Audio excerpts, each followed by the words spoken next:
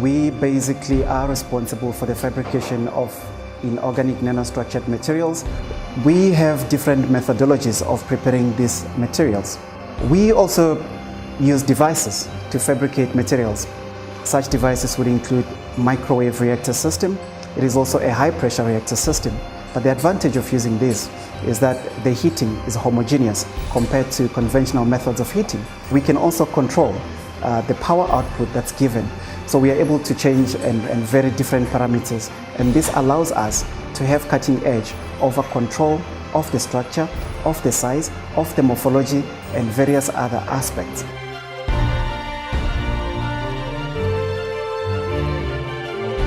Now in this particular lab, this is where we do the preparation of polymer nanocomposite. What this machine allows us to do is to mix polymer with a filler, and a good example will be to prepare a biodegradable polymer which could be used for packaging. This would assist us in ensuring that we've got modern materials that are biodegradable and that will be friendly to our very own environment.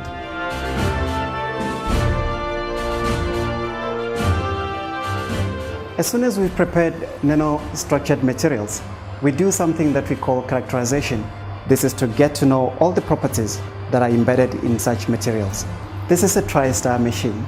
It allows us to measure the surface area and the porosity of different materials that we produce. This is particularly useful for the reactivity of nanomaterials. The larger the surface area, the better the material.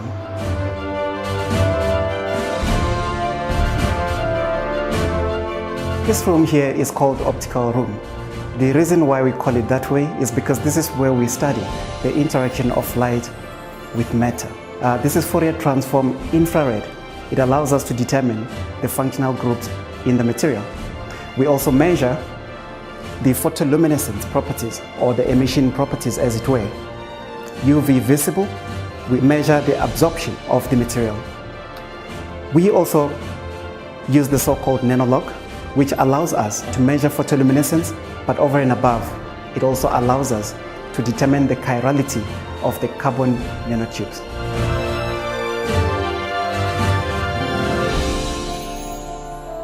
This is the X-ray diffraction room.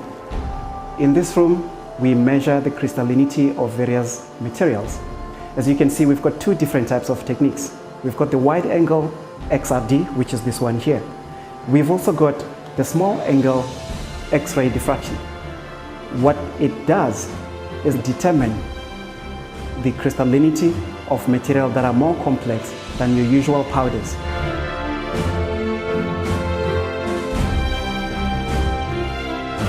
This is a scanning electron microscope room, and as you can see on my left, we've got the machine. Now in this particular machine, electrons are accelerated down to the sample. They interact with the sample that's loaded in the system somewhere here. They interact on the surface of the sample, and the output that you get gives you information about the surface of the material that you're analyzing. Typically you would get a micrograph like this.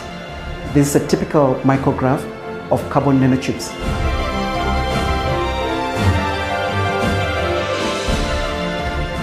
This is a focal ion beam scanning electron microscope. It allows us to study the surface properties of the material. It allows us to use the focal ion beam to cut across different samples.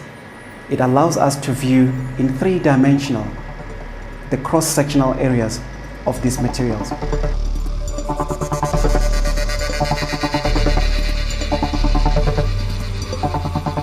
In here we've got this massive state-of-the-art technique. It's called transmission electron microscope. How it works is that electrons are accelerated from top to the bottom where the sample is placed. It allows us to get a clear picture of the morphology of the particles that we have.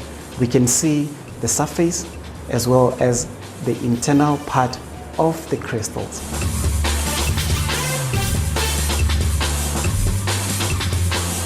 The existence of nanotechnology remained postulation since the introduction, and that was because we didn't have facility that was good enough for us to visualize what nano would be. A few years ago, the discovery of what is known as atomic force microscope and of course scanning tunneling microscope have allowed us to zoom in and be able to see the arrangement of atoms, but also to manipulate them.